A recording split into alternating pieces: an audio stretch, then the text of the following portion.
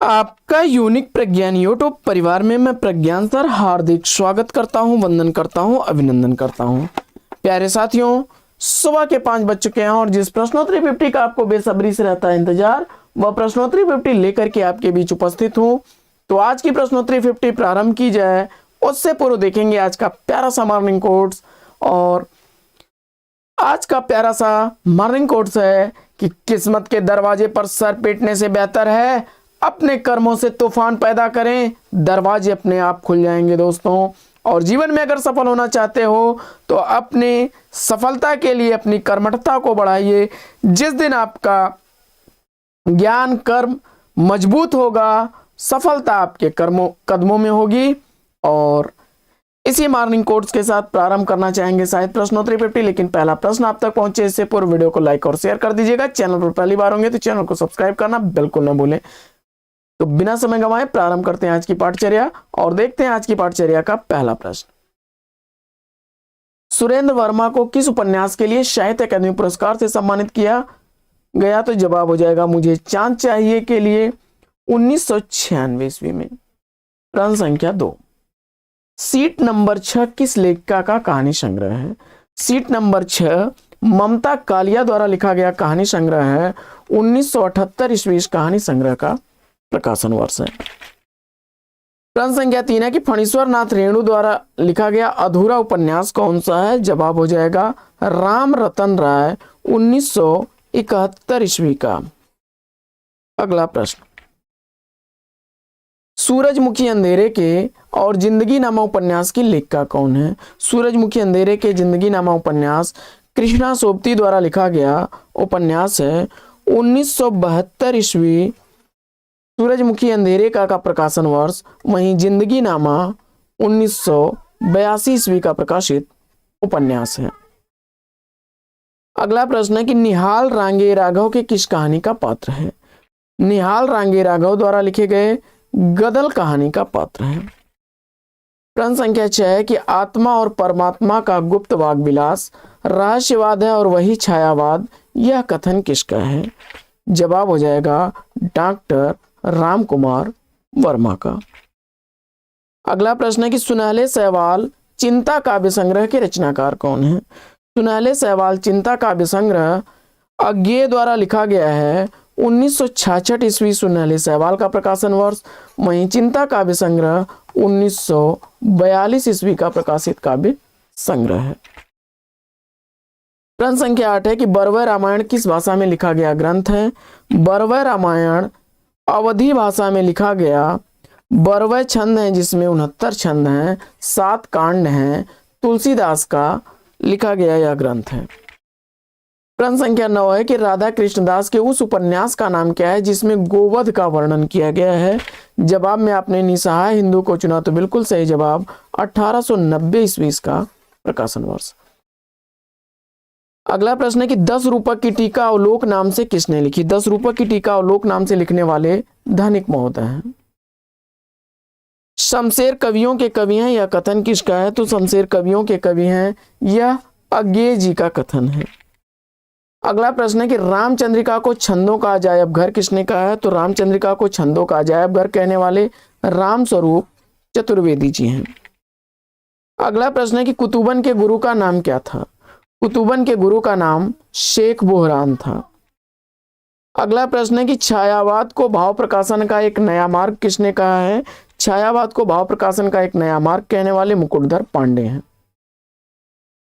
प्रश्न संख्या 15 है कि आत्मा की आंखें धूप और धुआं किस कवि की रचनाएं हैं?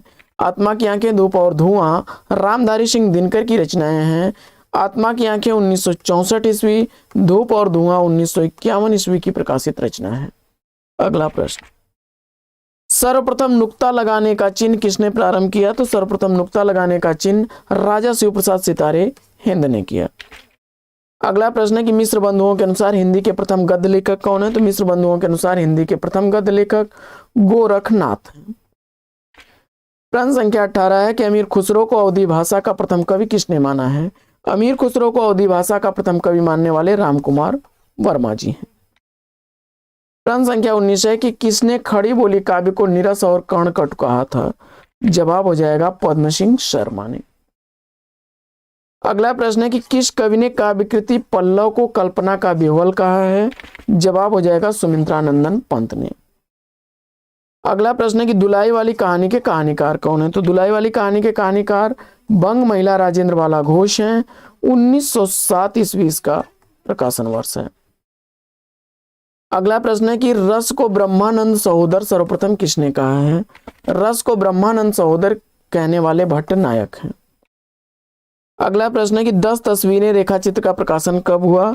10 तस्वीरें रेखाचित्र जगदीश चंद्र माथुर द्वारा प्रकाशित 1963 ईस्वी की प्रकाशित रचना है। ठहरा हुआ पानी कृति के रचनाकार कौन है? ठहरा हुआ पानी रचना शांति मेहरोत्रा द्वारा लिखी गई 1975 ईस्वी की प्रकाशित रचना है। अगला प्रश्न है कि उत्तर प्रदेश सरकार द्वारा 1947 ईस्वी में गठित देवनागरी लिपि सुधार समिति के अध्यक्ष कौन थे? जवाब हो जाएगा आचार्य नरेंद्र देव। अगला प्रश्न है कि महारानी पद्मावती नाटक का प्रकाशन वर्ष क्या है? तो महारानी पद्मावती नाटक राधा कृष्ण दास द्वारा लिखा गया 1882 ईस्वी का प्रकाशित नाटक है। अगला प्रश्न है कि दादू की रचनाओं का प्रमाणिक संकलन दादू दयाल शीर्षक से किसने संपादित किया? तो जवाब हो जाएगा परशुराम चतुर्वेदी ने।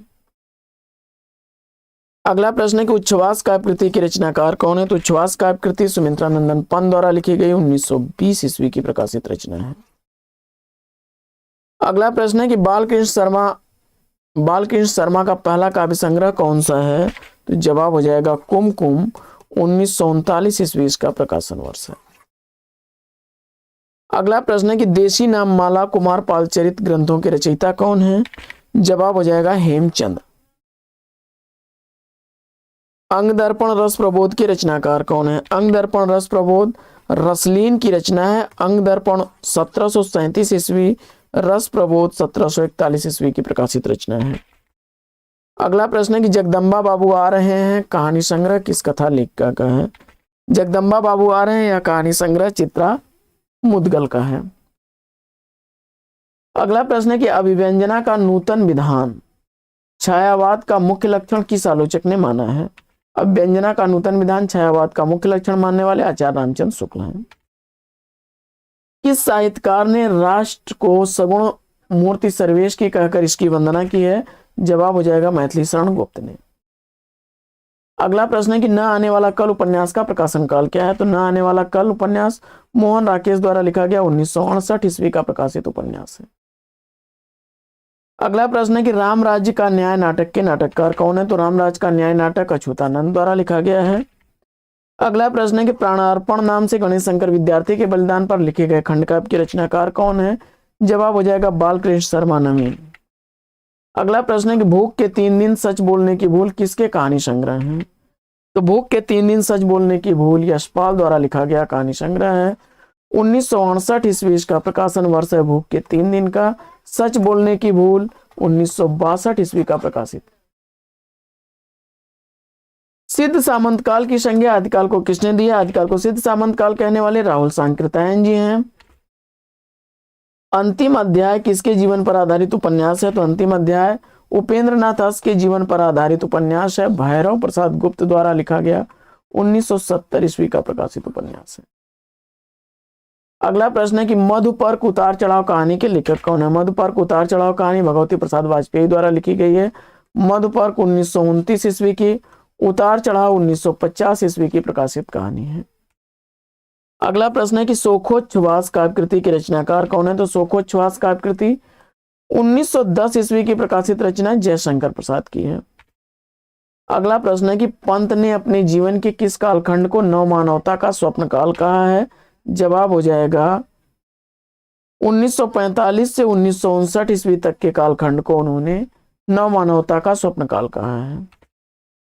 अमर सिंह राठौर नाटक के नाटककार कौन है? अमर सिंह राठौर नाटक राधा चरण गोस्वामी द्वारा लिखा गया 1895 ईस्वी का प्रकाशित नाटक है।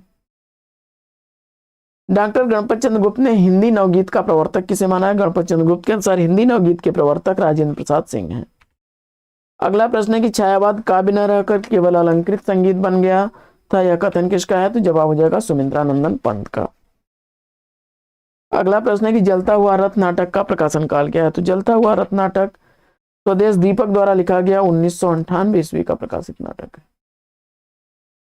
मयंक मंजरी नाटक के नाटककार कौन है? तो मयंक मंजरी किशोरीलाल गोस्वामी द्वारा लिखा गया 1991 ईस्वी का प्रकाशित नाटक है। अगला प्रश्न है कि अपनी वेदना को मधुमेह पीड़ा किस कवित्री ने कहा है? तो अपनी वेदना को मधुमेह पीड़ा की संज्ञा देने वाली महादेवी वर्मा है। अगला प्रश्न है कि नल दमयंती नाटक के नाटककार कौन है? तो नल दमयंती नाटक के नाटककार बालकृष्ण भट्ट है, 1895 ईस्वी का रचनाकार है। अगला प्रश्न है कि आत्मदाह उपन्यास के लेखक कौन है? तो आत्मदाह उपन्यास चतुरसेन शास्त्री द्वारा लिखा गया है, 1937 ईस्वी का प्रकाशन वर्ष है। तो साथियों आज की इस पाठचर्या में लेंगे यहीं पर विराम। वीडियो अगर अच्छा लगा हो तो लाइक और शेयर कर दीजिएगा। चैनल पर पहली बार होंगे तो चैनल को सब्सक्राइब कर लीजिएगा। तो फिर मिलते हैं आपसे अगले वीडियो में एक नए प्रकरण, एक नया टॉपिक, एक नए अंदाज में। तब तक के लिए लेंगे आपसे विदा। आपका जीवन मंगलमय हो। बेस्ट विशेष बेस्ट ऑफ लक। जय हिंद साथियों।